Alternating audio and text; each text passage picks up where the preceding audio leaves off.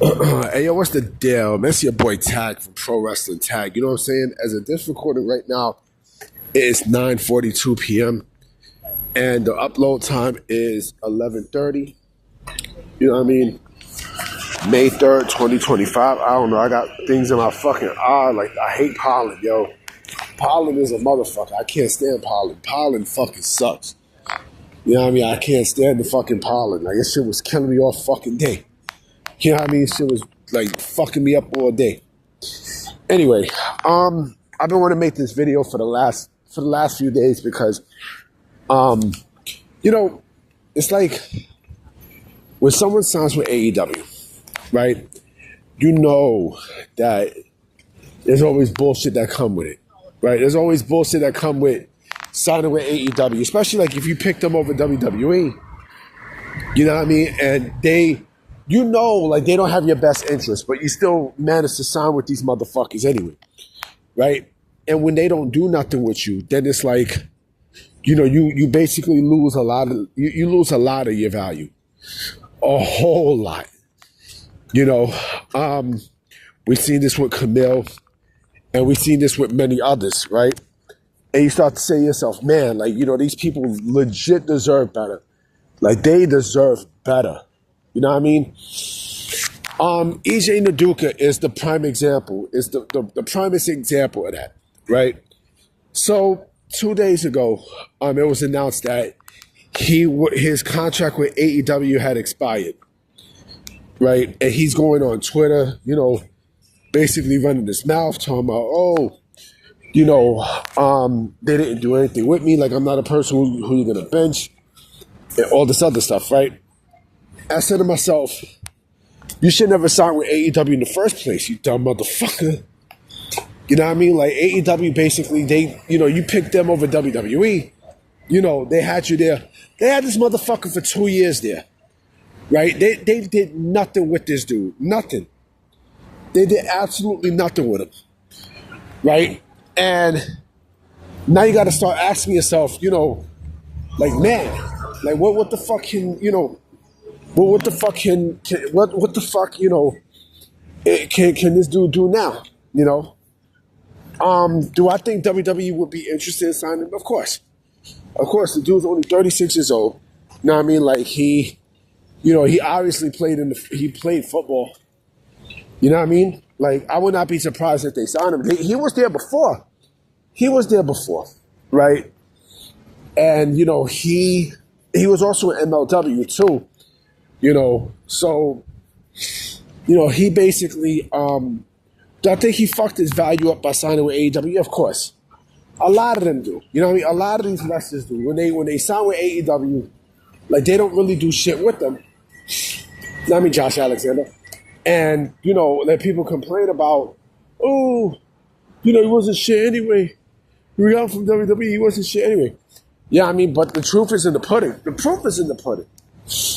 You know what I mean? They did nothing with this dude they did nothing with him for a good 2 years, right? He signed in 2023, right?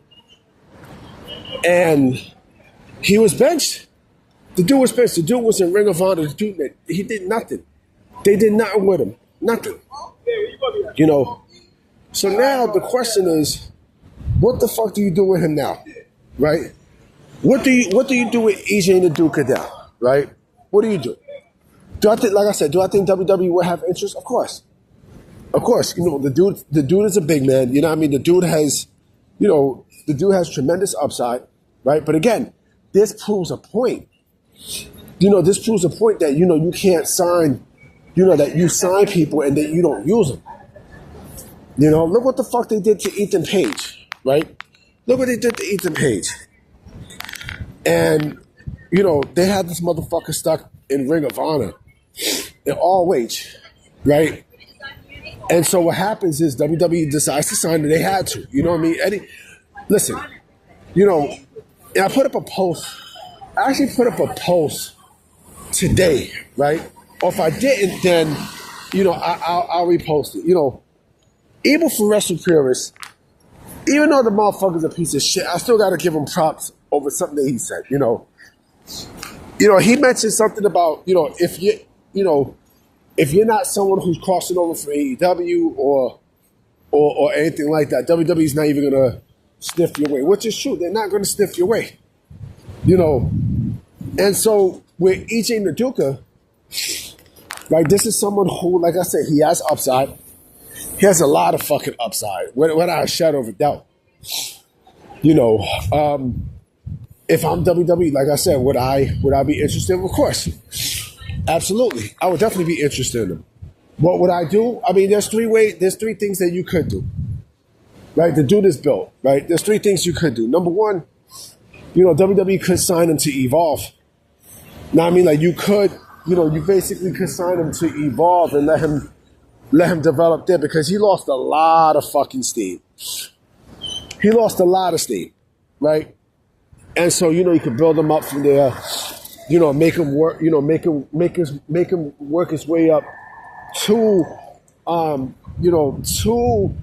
NXT, and then, put him somewhere on the main roster, right?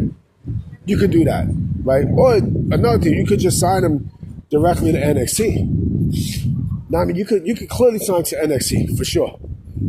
You know what I mean? And such. Or like I said, you could do a combination. Like you could, make him work in NXT and Evolve.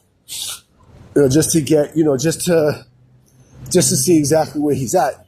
You know what I mean? I honestly would say more Evolve than anything else. Because again, like with Evolve, at least with Evolve, like he really doesn't have nothing they have nothing to lose. Like they clearly have absolutely nothing to lose with this guy. So, if you can sign him to Evolve and then, make him work his way up there, great. You know what I'm saying? Another option someone brought in was possibly TNA. I mean, I can see him signing with TNA, but why would they sign? Here's my thing, right? Why would TNA sign EJ Nduka if they did nothing with fucking with Alex Hammerstone? Think about that. Like, why would they sign EJ Nduka if they did nothing right with Hammerstone? Makes no sense.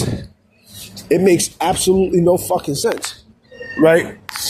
So I do think WWE will definitely sign EJ Nduka.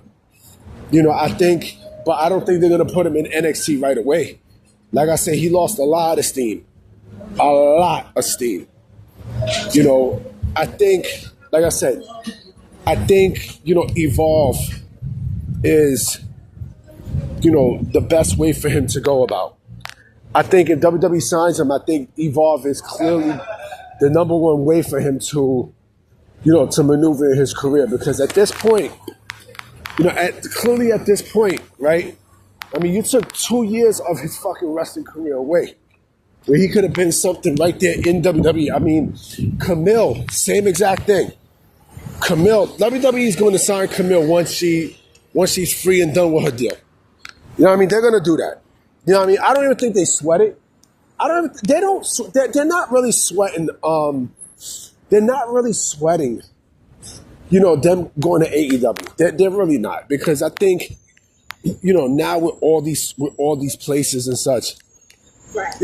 They can sign them and they can use them and, develop something with them once everything is, is all in the clear, But yeah, EJ Nduka is basically a big fumble. And not only that, but also this proves that WWE can't book big men to save their life. You know what I mean? They cannot book big men to, for the love of that company. We've seen it, we're seeing it now. You know what I mean? Like, we're seeing all sorts of stuff. So, I mean, I seen a report yesterday about Wardlow. That Wardlow actually is, he trademarked his name. I mean, he got his name trademarked because not only I think he's leaving, but also, I think he don't want a trademark issue like what Ricky Starks had. But like I said, EJ Nduka, I do think WWE will sign him, but I don't think they're going to put him in NXT or the main roster just yet. I do think that, just a little bit of seasoning in Evolve would be the best thing for him. And then they can bring him up to NXT and then the main roster. You know, he's only 36 years old. He's only fucking 36. You know, like I said, if WWE wants to do a back and forth thing, they could. You know, I think they could. They could, they very well could do that. I mean, you can do Evolve and NXT, but I think, like I said, I think Evolve is, for them, it's the safest bet because they have nothing to lose. You know what I mean? They can see what he has there and stuff. You know what I'm saying? Work with some of the younger talent that's there, right? Have them work and such. And if something happens, right? They can cut their losses. They can cut their losses. They have nothing to lose. They have absolutely nothing to lose. Like I said, he has the size and he has everything, right? But like I said, he lost so much steam at this point that, putting him straight in NXT, it's not the best move. It's not. Putting him straight in NXT is not the best move for him right now. No, because of the momentum that he lost. I'm about to be out, guys. You know what I'm saying? It's almost going to be 12 o'clock. You know what I mean? So I'm going to definitely holler at y'all tomorrow. I got some discussions I definitely will be doing tomorrow. So I'm going to definitely check y'all. Peace.